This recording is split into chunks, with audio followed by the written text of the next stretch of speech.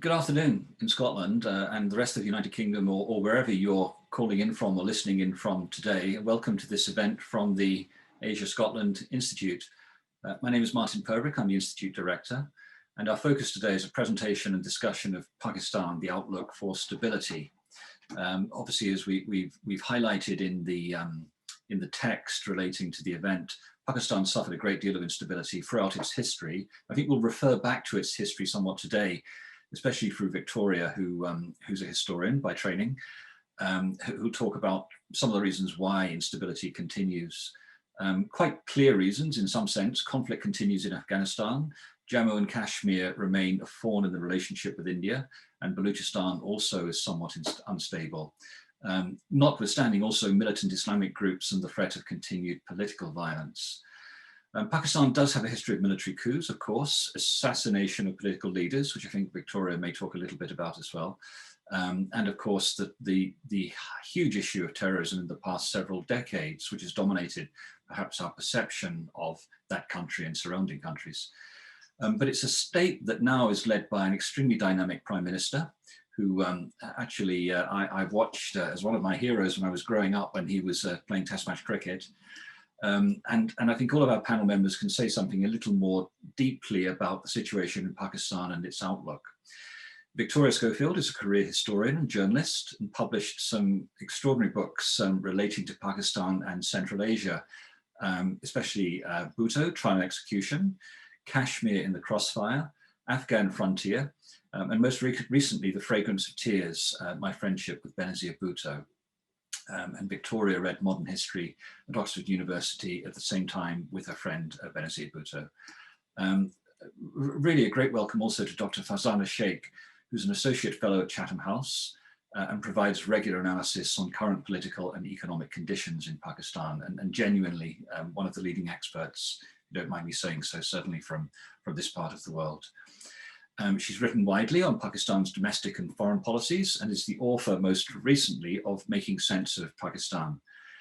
She's also testified before the House of Commons Foreign Affairs Committee and also the All-Party Parliamentary Committee on Kashmir in the United Kingdom, and is going to give evidence, or may have given evidence already, I think, to the International Development Committee of the UK Parliament in its inquiry on UK aid to Pakistan.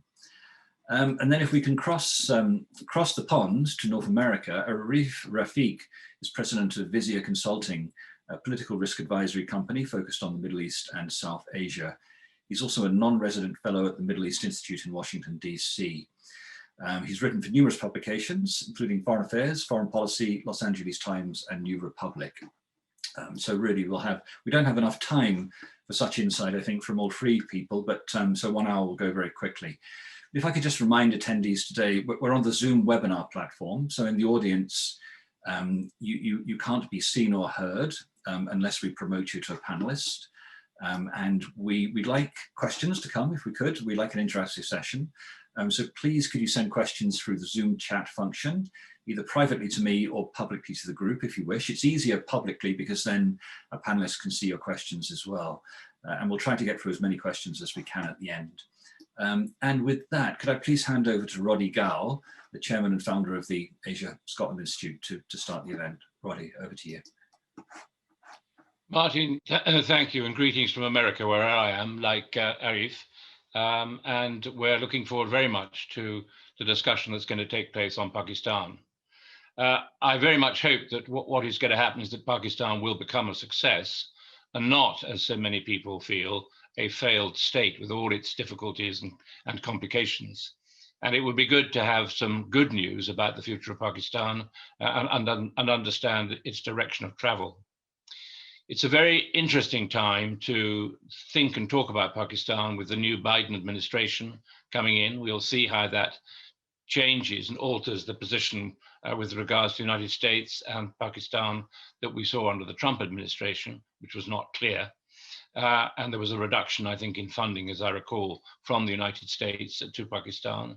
So it will be important to look at that as well. But we're very lucky to have to kick us off Victoria, who has studied Pakistan as an historian significantly. I have heard her speak before in London, and it's great now to have you, Victoria, on this Zoom means, and then also with your distinguished colleagues on the panel following on. And I'd also like to say how pleased I am that Lady Olga Maitland with Defence and Security Forum is also a panelist, and we will hear some questions from her later. So, Victoria, I'd love you to set the scene and to give us a bit of context for modern Pakistan, the roots that it came from, and the direction in which you see it going. Thank you. Thank you so much. Good afternoon. And thank you, Roddy Gow, Chairman, and Martin Pobrook, Director of the Asia-Scotland Institute, for inviting me to be a panelist on this webinar. I have actually been visiting Pakistan regularly for the past 40 years. My first year-long stay taking place in 1978 to 79. And so my observations are based on this first-hand knowledge and experience, as well as extensive research and my wide network of contacts and friends. I'm very much conscious that I'm obviously a foreigner, and what I'm going to say is going to be broad brush for talking about a country which I've grown to love, but I'm always very aware when it's a foreigner. This is not criticism, but it's observation and concern, I think, for its development. As you know, the topic we're going to discuss is the outlook for stability. And of course, it has been a theme of concern for Pakistan ever since its creation in 1947, when it was established as a separate nation state from British India and from the newly independent country of India. Will Pakistan was on the lips of many a politician and civil servant even then, which as time passed mutated into how long will Pakistan survive? There's always been this expectation that somehow it won't survive. Well, I am an optimist and I do believe it will survive, but there are certain aspects about its development which we must consider. As we know, there was a severe shock in 1971 to its body politic when what was East Pakistan, the partition province of Bengal, seceded to become Bangladesh. And this is one of the unique phenomenons of Pakistan as it was established, that it was set up in two wings. And this, I think, is something that you know, one might wonder why, and that's a complicated question to go back into. But initially, its first years of existence were in two wings, East and West Pakistan, with India in between. But as we know, Pakistan did survive. And in the early 1970s, it appeared that the country was actually making its own way in the world. It was reaching out to form new relationships, both regionally and globally. But then the situation changed dramatically. A long bout of military dictatorship, the fallout from the Soviet invasion of Afghanistan, an influx of weapons into Pakistan, which gave it another label as a terrorist state, and then potentially, as you've just heard, as a failing state. When I first went to Pakistan in 1978, no one could barely pronounce the word Kalashnikov. There were no Kalashnikovs really to talk about other than might be with the military. Now every middle class and upper class household has a chokidar, a guard with a Kalashnikov, and there are plenty of Kalashnikovs floating around on the black market. In my presentation, my opening remarks, I want to examine the key features which cause concern regarding Pakistan's stability, politically and economically, and in terms of its geostrategic location. Inevitably, as I said, this is broad brush, and hopefully there will be questions which will elaborate, as indeed from my fellow panelists. Firstly, politically, as you know, Pakistan is proud to call itself a parliamentary democracy. But unfortunately, its political institutions have remained fragile. During its nearly 74-year existence, close to 30 years have been under military rule. Over 10 years under Field Marshal Ayub Khan, 11 years under General Zia-ul-Haq, and nearly 9 years under General Pervez Musharraf, which effectively means that it was operating as a one-party state with no political opposition and no accountability.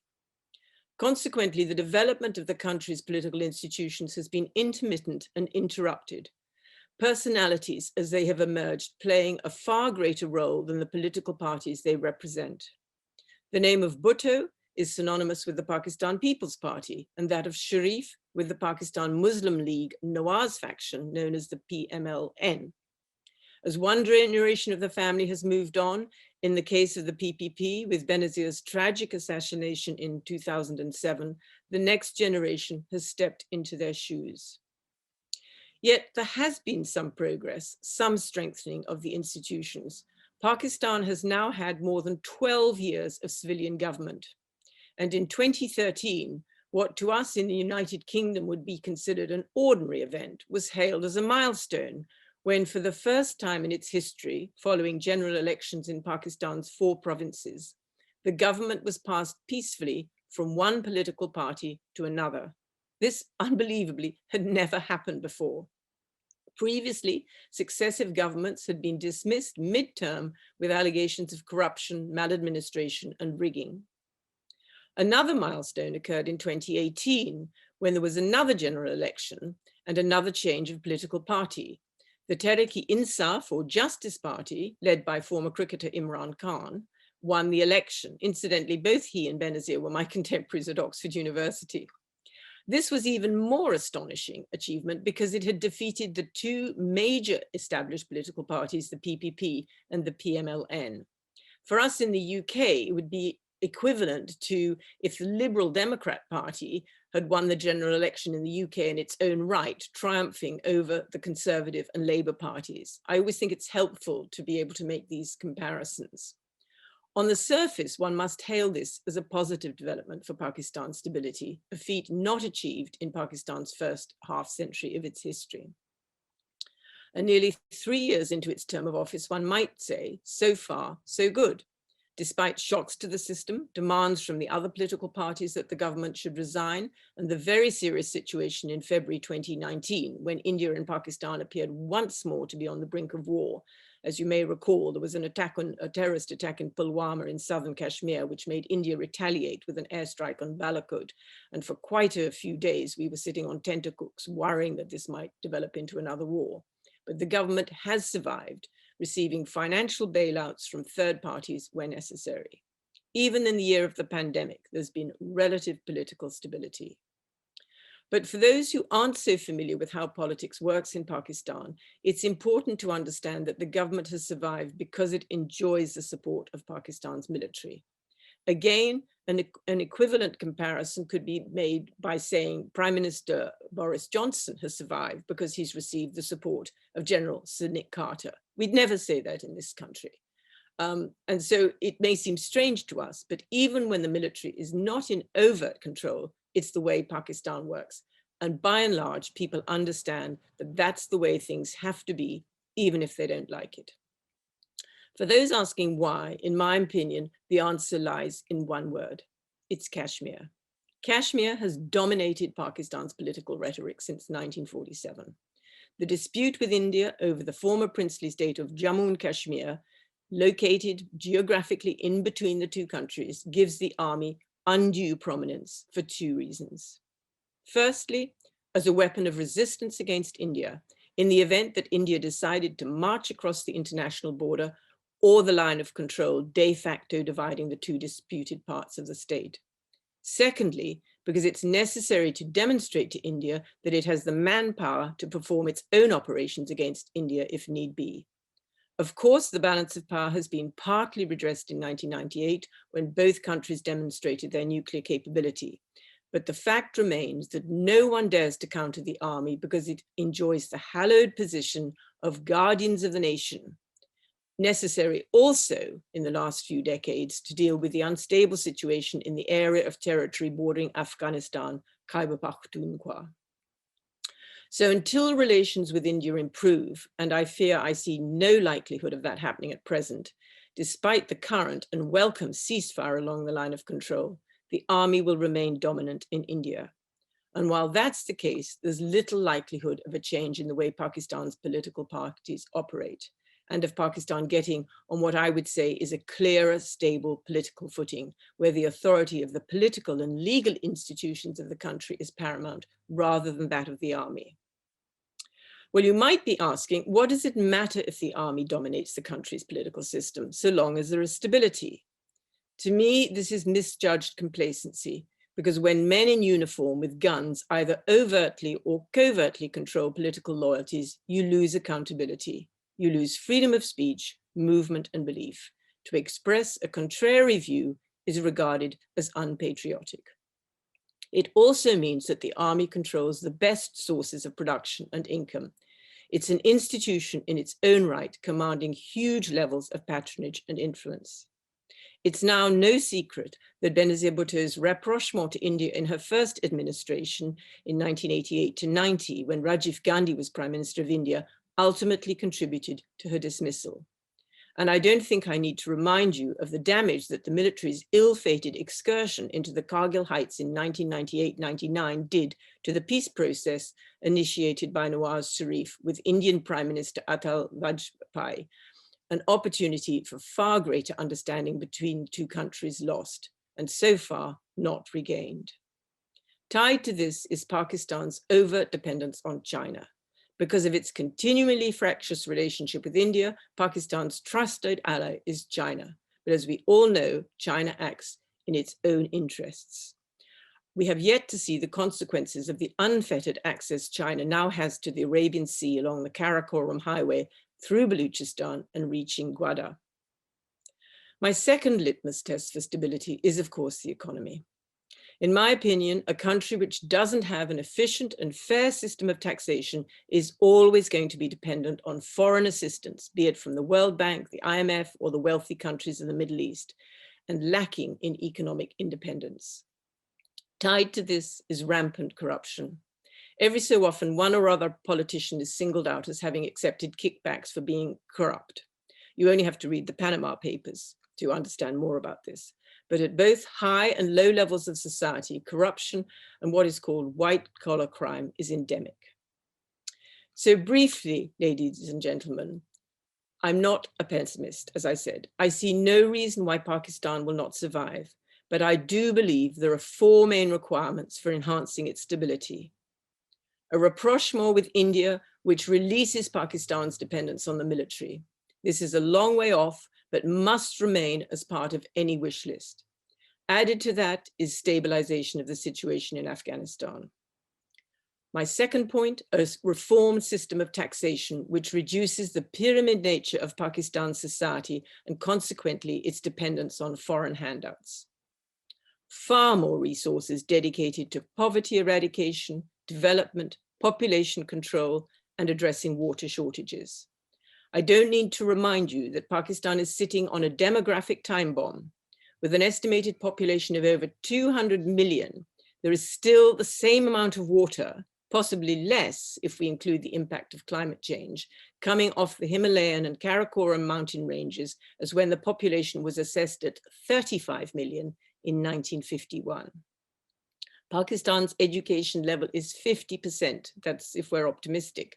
That means 100 million people are uneducated, consequently unable to perform jobs other than seasonal laborers or no jobs at all. Thirdly, a return to liberalism, to the notion that a difference of opinion doesn't mean disloyalty to the state.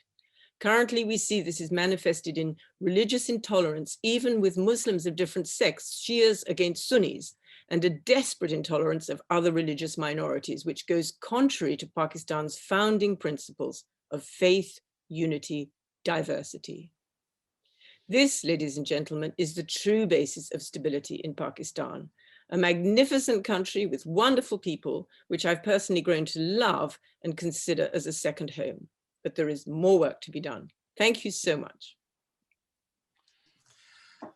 Victoria, thank you very much. Those are quite testing and difficult conditions for success, and you didn't even list in those Kashmir itself, which, as you said, is one of the key drivers of instability. And perhaps we'll come on to solutions a bit later, because solutions seem obviously rather more difficult. Dr. Sheikh, please take your time. We have plenty of it. I'd really like to hear your views as well. Thank you. Right.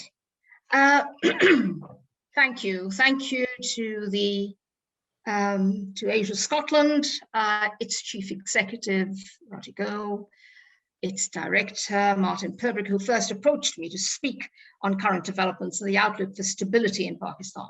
It's also a great privilege to be part of this distinguished panel to address questions on Pakistan. Now, it is something of a cliche, and I think, given by what we've just heard and earlier on, Roddy saying much the same, a bit of a cliche to refer to Pakistan as a country in perpetual crisis and at imminent risk of state failure, economic collapse, and military confrontation with its neighbors. I myself prefer to describe Pakistan as a country defined by what I would call stable instability. But whichever way one looks at it, the question that haunts us all is whether Pakistan will ever be able to break this pernicious cycle and embark on a more favorable course. Given its history, I think the omens are less than propitious. While developments over the last few months suggest that Pakistan could be set on yet another period of political turbulence, economic uncertainty, and regional tension. All are, of course, to some degree linked, but in the interests of clarity, I want to address each of these separately and leave for later, time permitting, to explore their wider implications and interdependence. Now, by far, the greatest challenge facing Pakistan at the present time is containing the threat of political instability generated by the current standoff between Prime Minister Imran Khan and leaders of the opposition. They have joined forces to demand his resignation and fueled speculation about the survival of his government. The roots of this confrontation lie in the contested general elections of 2018, which the opposition claims were manipulated to ensure a majority for Khan and his party. Those they hold chiefly responsible for this outcome are the country's powerful army chief, General Qamar Bajwa, aided and abetted by the head of the intelligence services, General Faiz Hamid. Although the military establishment has strongly denied these allegations, it is under intense pressure to salvage its reputation, especially in the wake of an unprecedented attack last year by former Prime Minister Sharif, who has blamed it openly for his removal from office in 2017.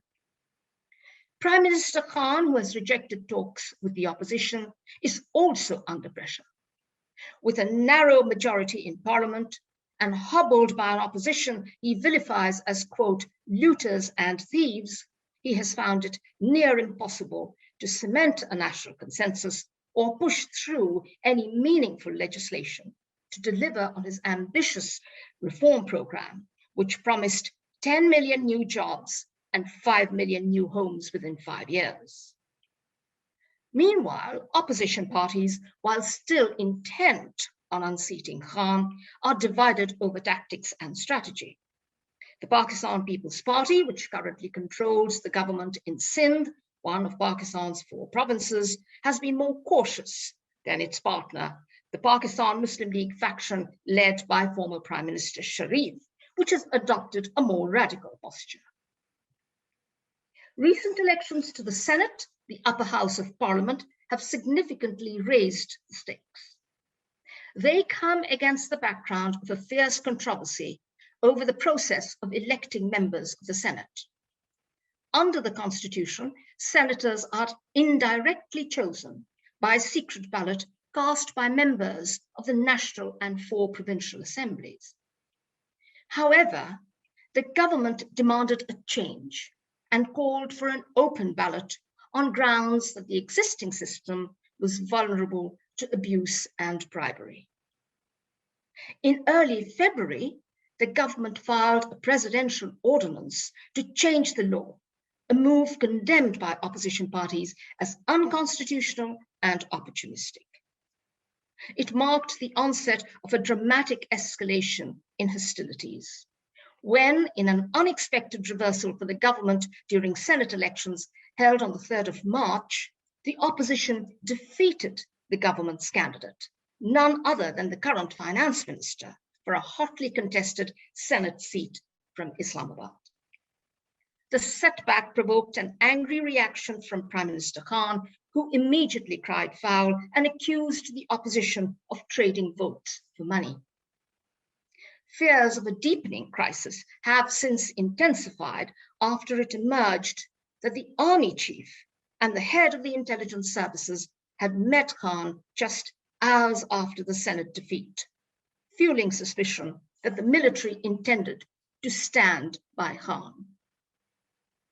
The stage is now set for a fresh political confrontation to play out tomorrow, the 12th of March, when senators convene to elect a new chairman of the Senate, where the opposition retains a narrow majority over the governing alliance and where it expects its candidate to emerge as the winner.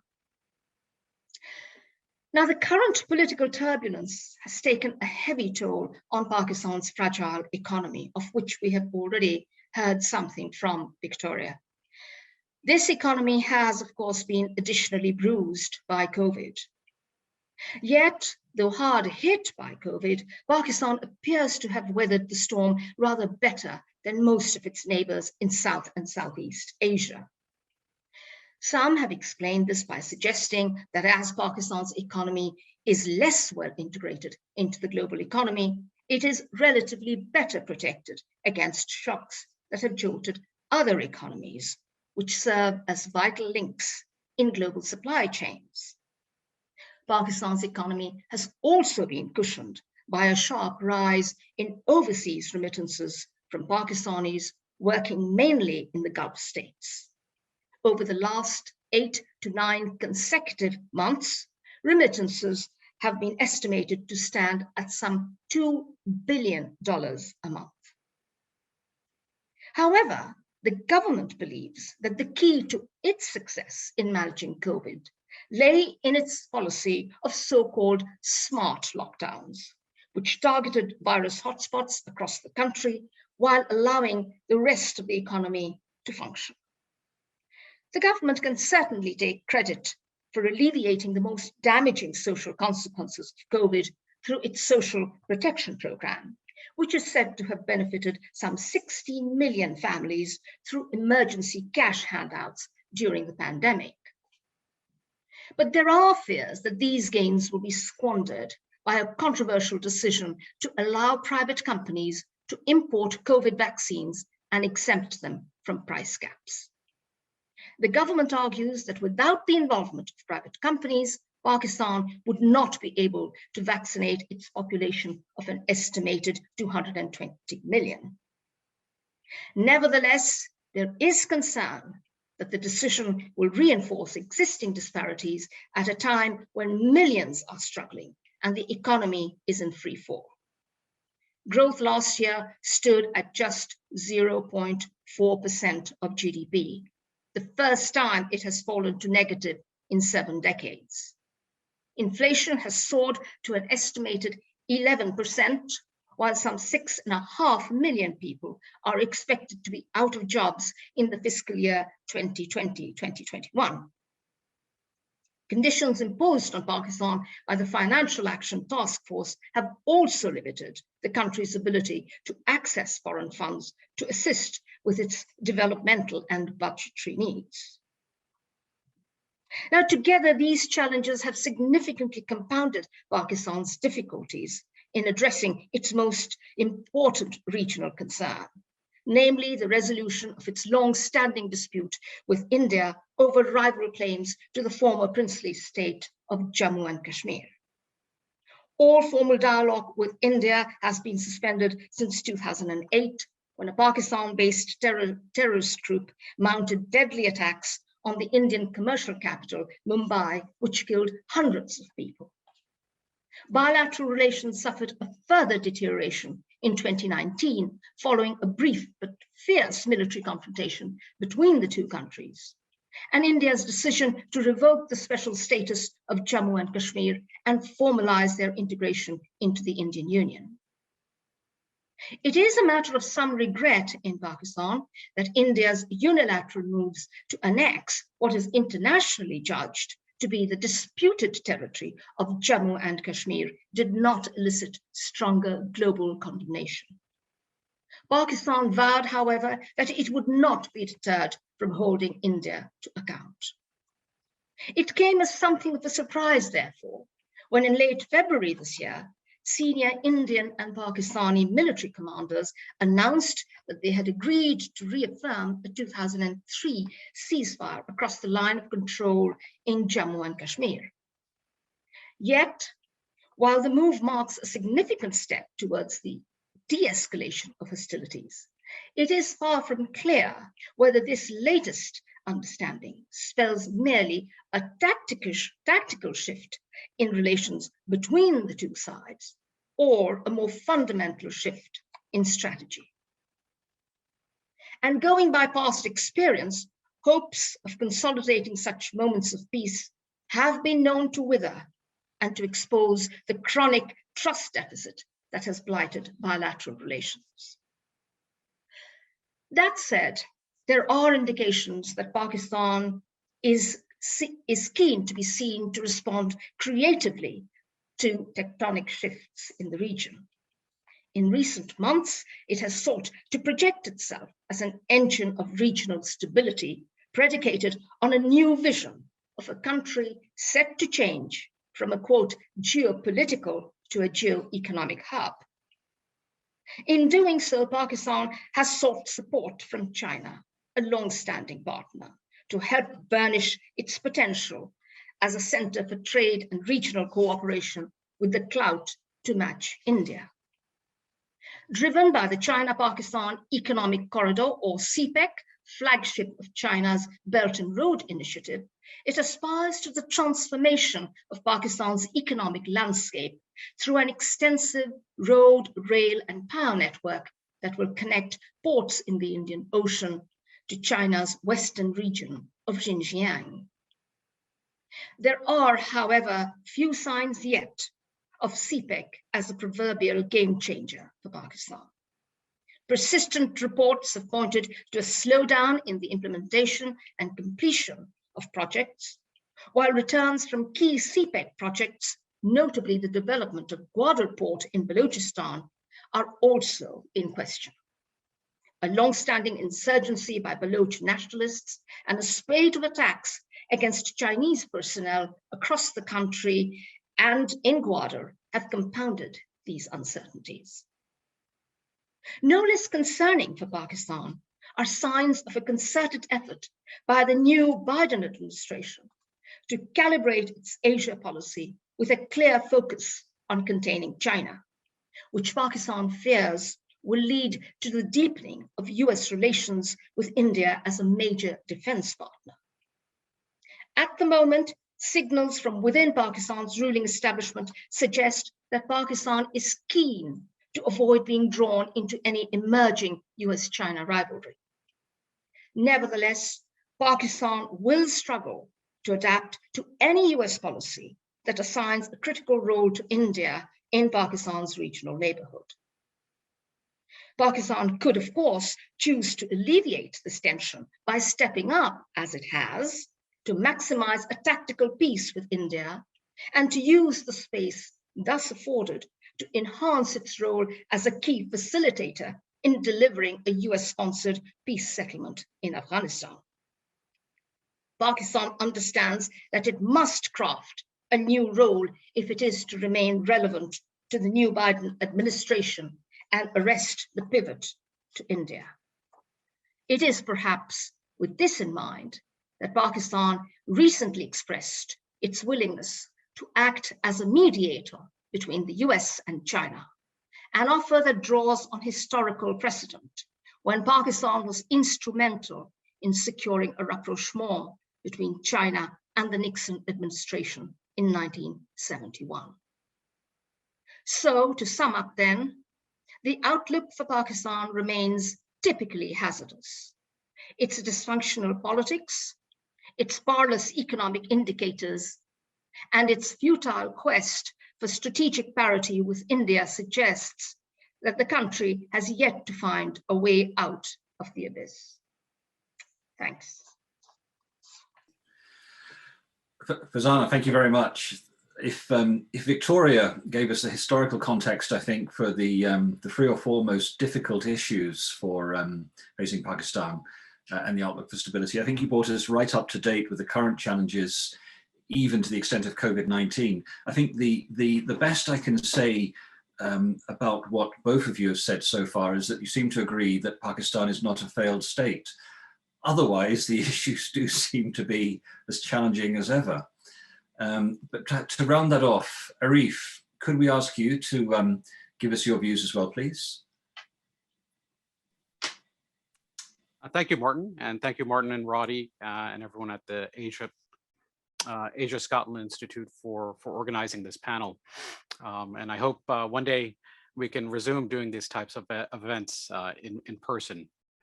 So for most of the past 2 decades, foreign coverage of Pakistan has disproportionately focused on perceived existential threats to the country, namely in the form of terrorism and religious extremism. These concerns were very real and at the same time somewhat overstated. Al-Qaeda's central leadership for most of the post 9/11 era was based in Pakistan. The terror group and its partners had reach within the Pakistani security services, and the country was hit by terror attacks that targeted all of its major cities and took the lives of tens of thousands of civilians. At the same time, an insurgency swept the country's northwest, and victims of this terror campaign included a former Prime Minister, Benazir Bhutto, as well as other leading politicians. With great sacrifices and with a very costly counterinsurgency campaign, and by retooling its army, paramilitary forces, and police, Pakistan was able to push back the jihadist insurgency. International aid and security assistance played a vital role, but ultimately, Pakistan defeated its own Taliban insurgency with its own personnel and on its own terms. While it did get help from unmanned American drones in the sky, which on some occasions killed innocent civilians, Pakistan was able to achieve its counterinsurgency gains without foreign boots on the ground. And many had assumed that this was necessary in the late 2000s and early 2010s. And I think in doing so, in terms of being able to achieve this significant degree of counterinsurgency success on its own, Pakistan disproved many of the common tropes about it, including the failed state narrative. The Pakistani state was and remains a viable entity. And once it possessed the will to do something, and once it got its act together, it was able to succeed. Now, while religious extremism remains a problem today, the threat of terrorism has diminished considerably.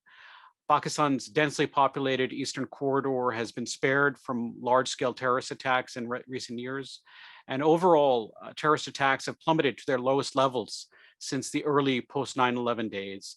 And even as security conditions deteriorate in neighboring Afghanistan.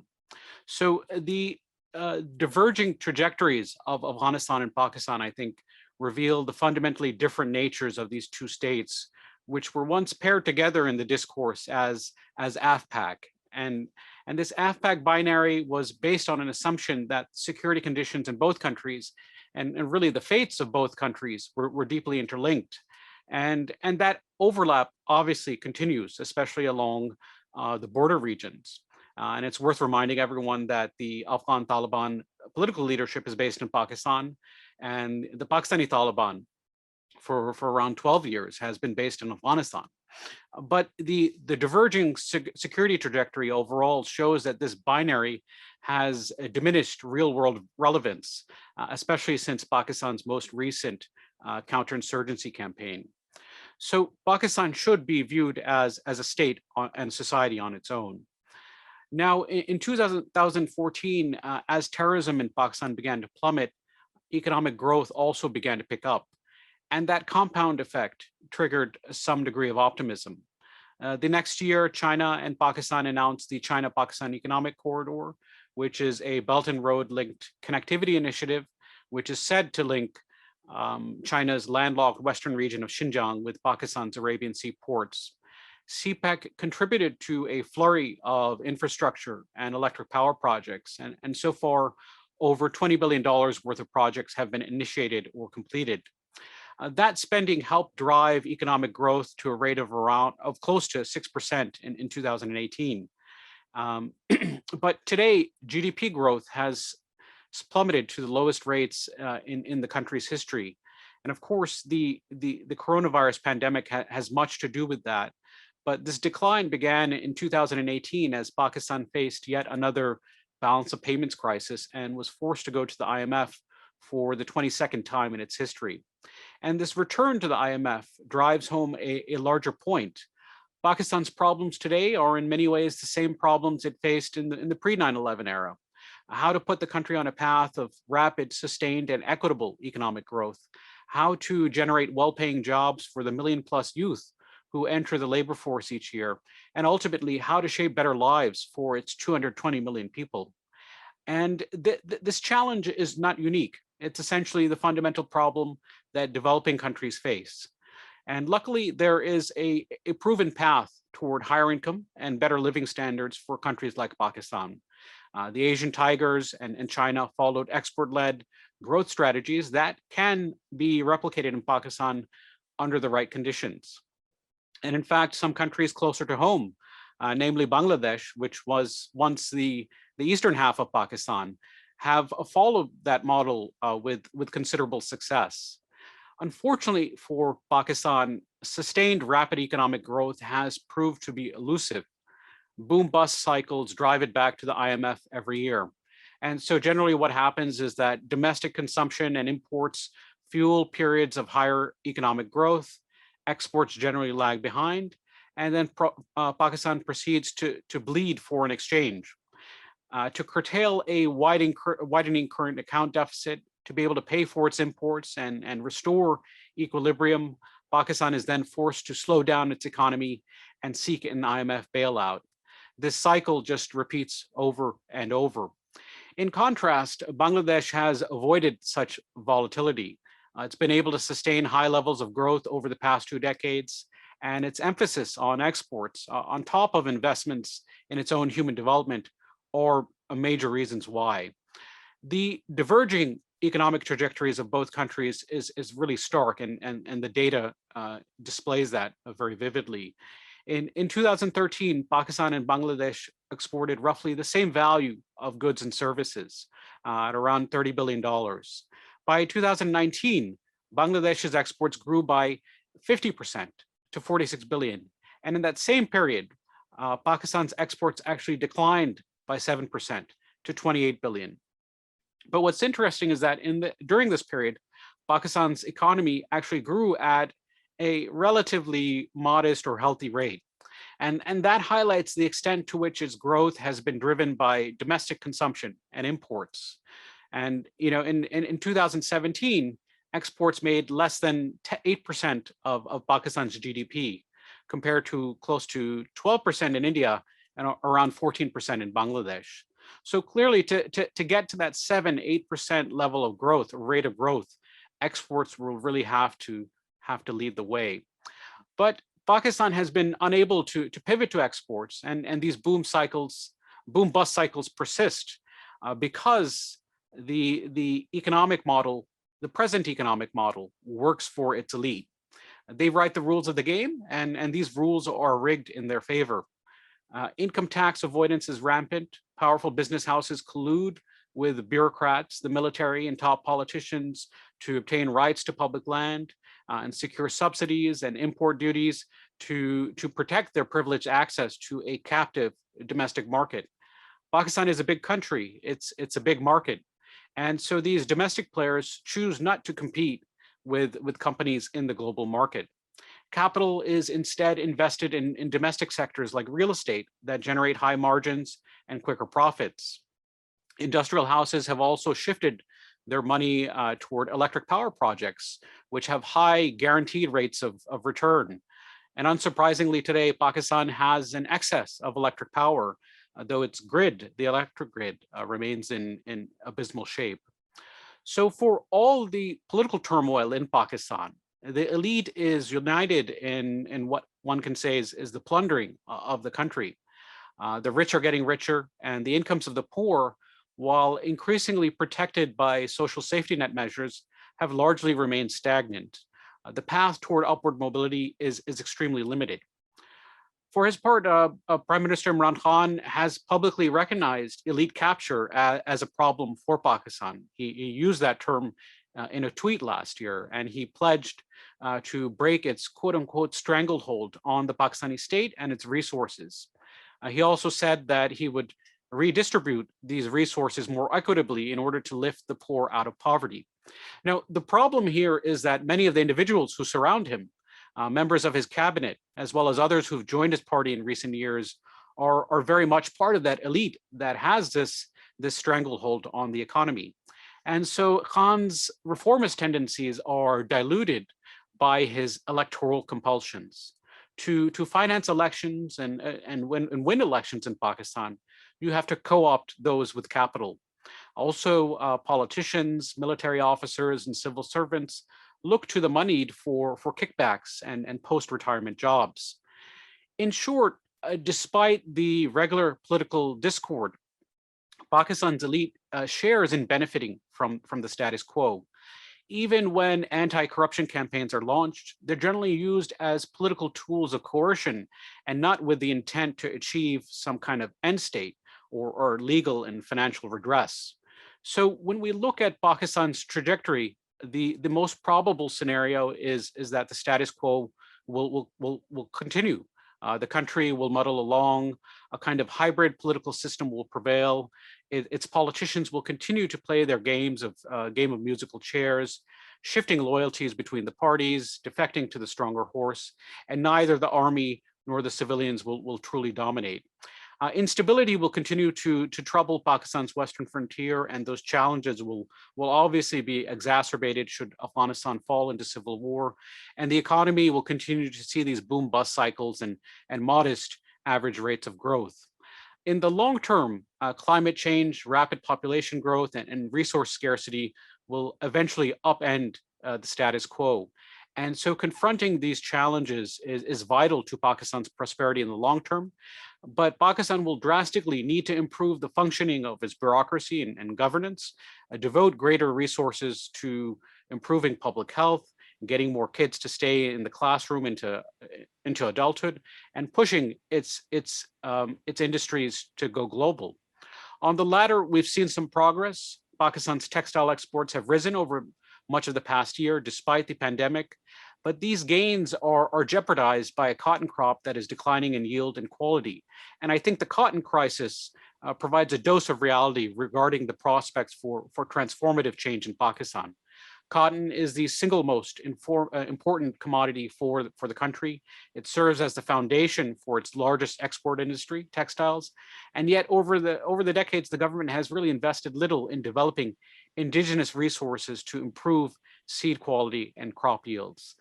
Pakistan's propensity instead has been to seek outside help from China, from USAID, or from DFID or other multilaterals. But I think Pakistan's relative counterinsurgency success makes clear that no outside force can really save a country of 200 million.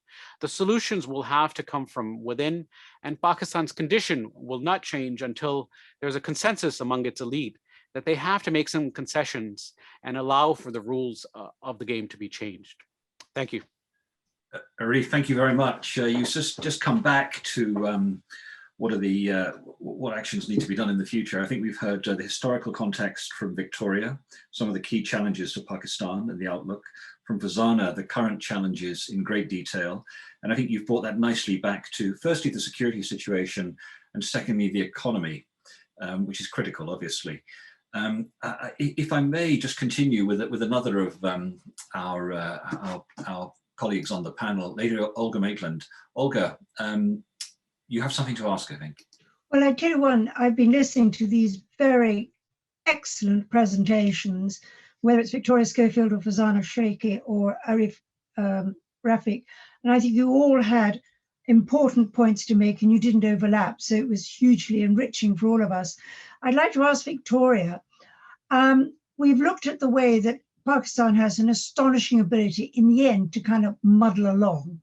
And I think its survivability and its resilience is extraordinary.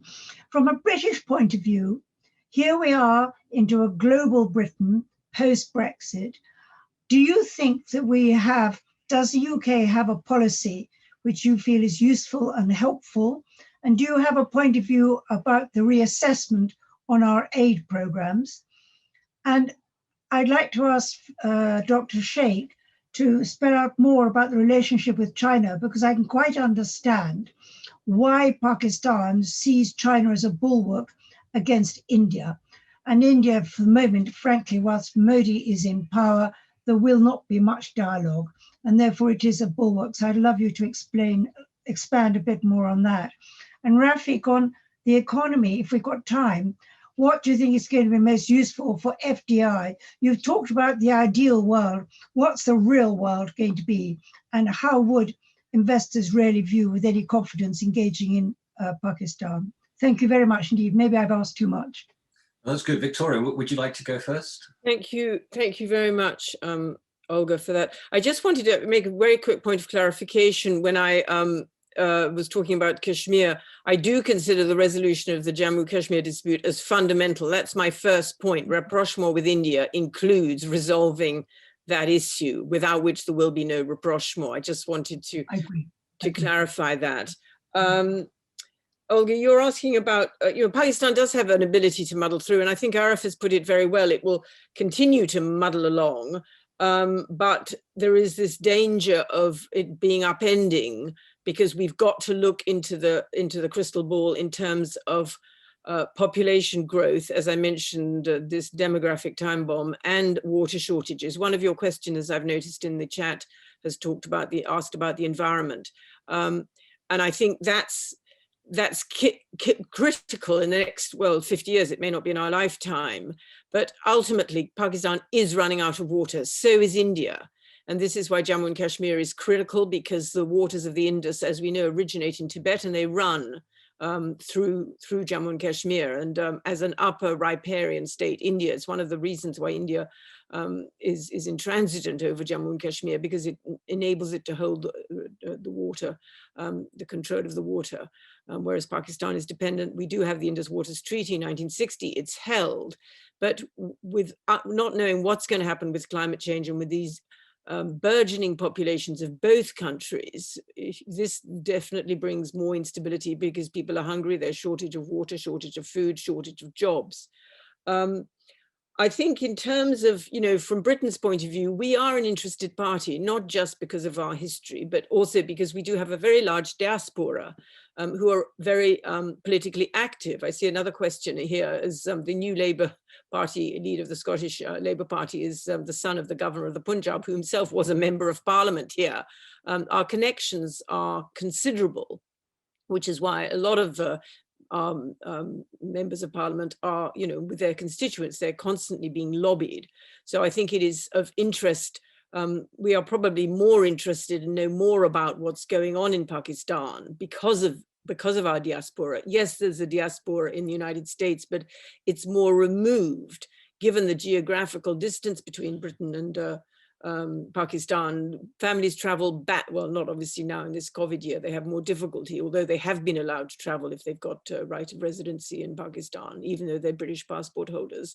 But we do have a nexus which isn't really replicated anywhere else. Certain countries in Europe, yes, but it's this English language connection. And so it is of concern and of interest to us in terms of what's going on in Pakistan. I think the aid situation has always been tricky, because aid traditionally is not given with strings attached. But when you have talk of Pakistan being a terrorist state, whether that aid is going to finance terrorism, I mean, obviously there are strictures on where it goes, but this is what has made people think, well, perhaps, aid should not be given quite in the manner that it is. Is it going to fund the Pakistan army to buy more weapons that it can direct against India or anywhere else? I mean, it's a gray and it's a murky area, and I don't think we know enough about it to be categoric, but I think it explains why we do have to be informed and we do have to be vigilant, which is why a seminar such as this is so important, because there is a sort of shadowy idea that Pakistan's a failed state or a terrorist state. I mean, for decades, I've kept hearing, you're going to Pakistan, it's a terrorist state, it's full of extremist Muslims running around there, where the large majority of people in Pakistan are just like us, wanting to lead their lives and have a decent life.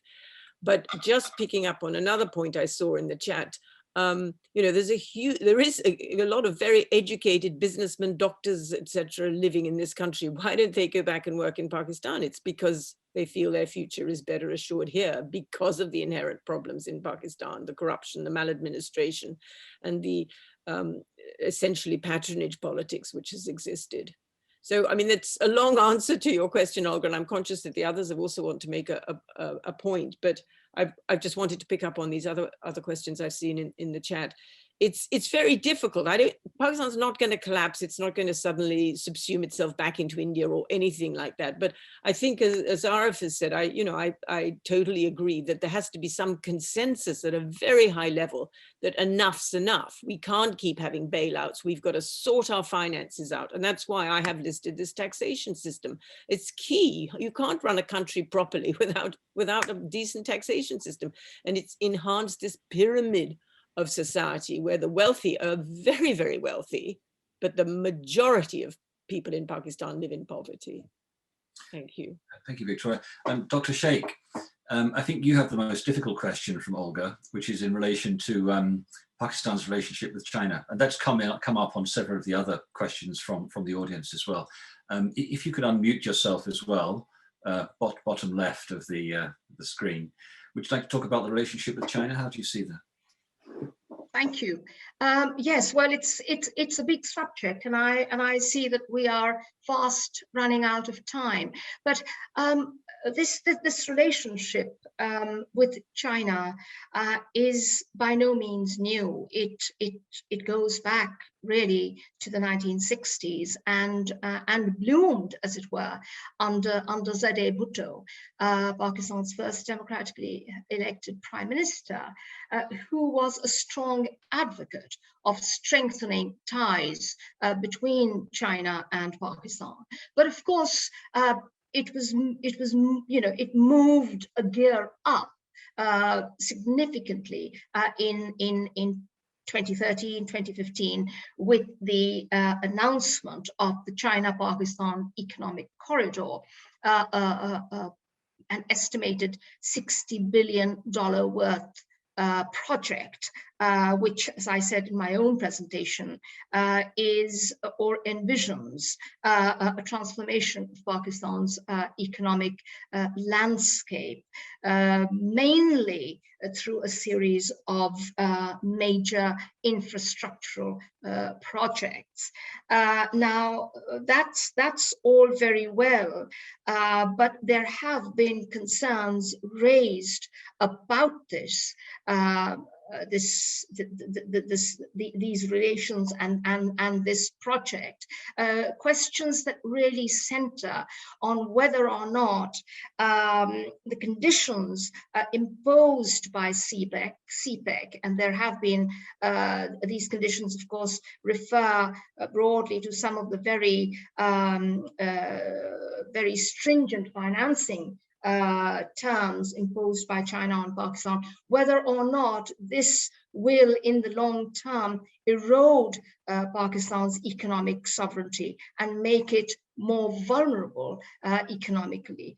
These concerns not only bubble just below the surface in sections of Pakistani society, but of course have been given, have been sort of amplified by US concerns. Nevertheless, I think it is worth saying that the military in Pakistan has emerged as a major stakeholder in CPEC.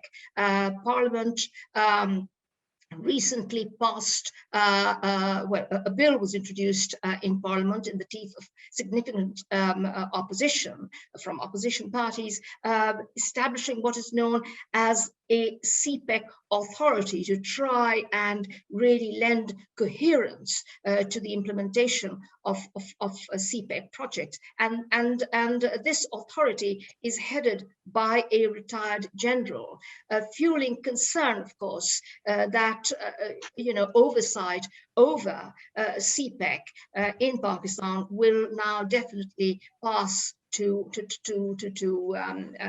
the hands of the military, which, of course, as Victoria has so eloquently put it, is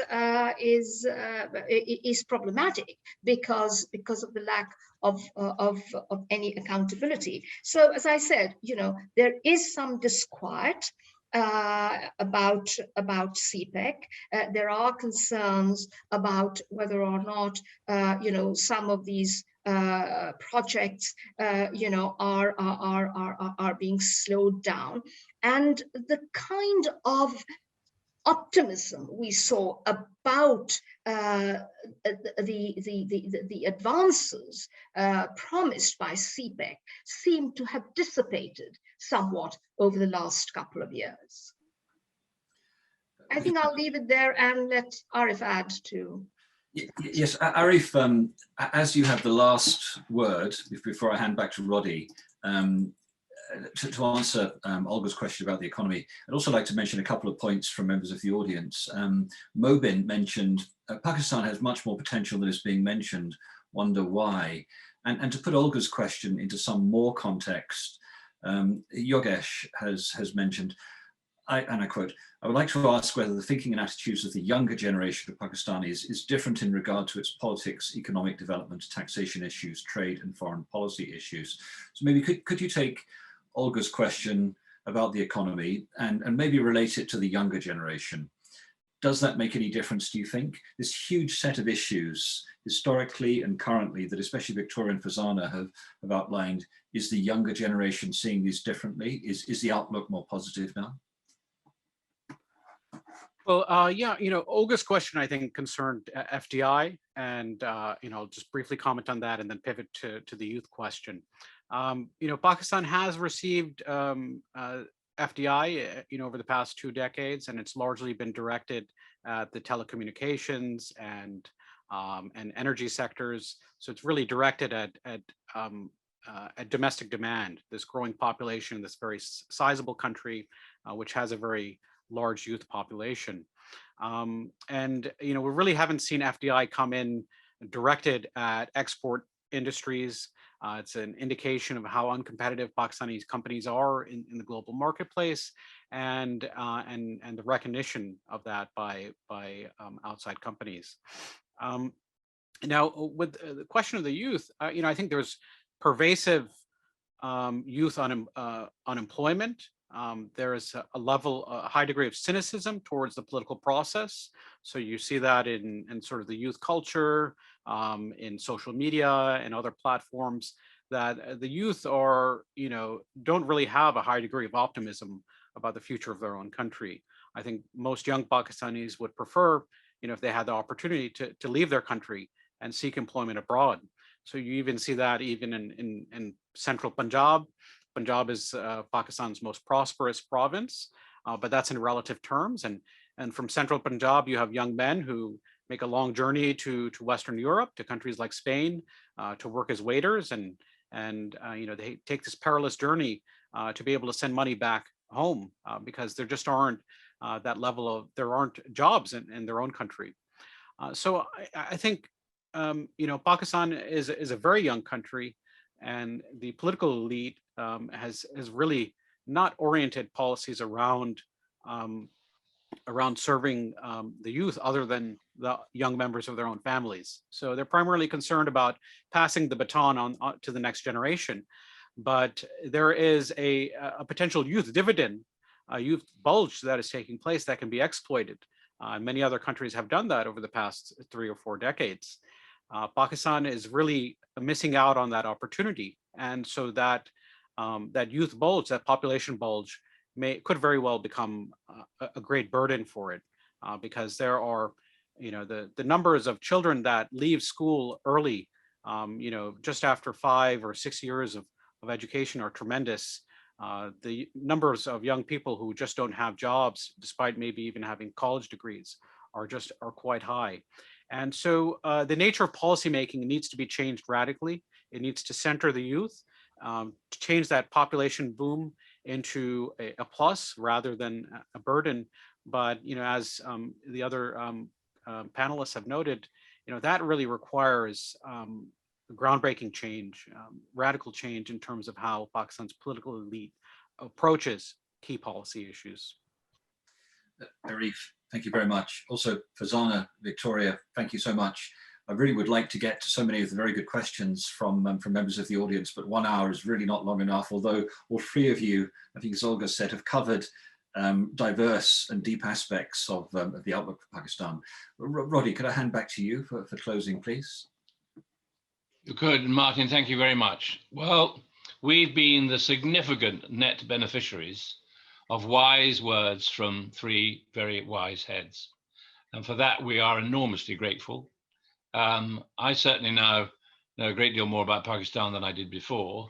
And I'm sure that the significant number of people listening to this webinar also go away with more information than they had at the beginning. The world of communication is wonderful. And the more that we strive to understand the cultures and challenges that the different countries that we cover, the more we do that, the better. Our core mission is to educate and inspire tomorrow's leaders, people significantly younger than me, whose lives are going to be dominated by this, the century of Asia. So therefore, these chances to learn more about the big players within Pan-Asia is critically important. In fact, we're going to be, our next event, I think, is on the 17th of March, when we look at Afghanistan and Pakistan to a certain extent. And then after that, I know we have a session on India on the 24th of March. So keep glued to this space, more to come. And again, finally, thank you again, Victoria. Thank you, Fazana, and thank you, Arif, for your very wise words. And I don't know Olga's not there. I think she may have disappeared, but it was nice, very nice to have her on the call and the members of the Defense and Security Forum. So to everybody from here in Connecticut, have a wonderful day. Bye-bye.